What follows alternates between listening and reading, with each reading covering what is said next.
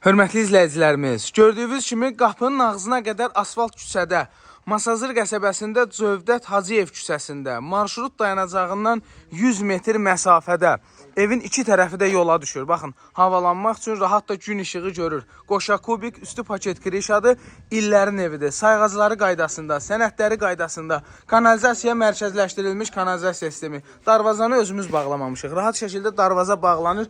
Maşın da sedan deyil, cipdir. Rahat şəkildə həyətinə avtomobil daxil olan bu evin qiymətində 3000 manat endirim olunub. Masazırda 3000 manat, 52.000 manata çəkmişdik.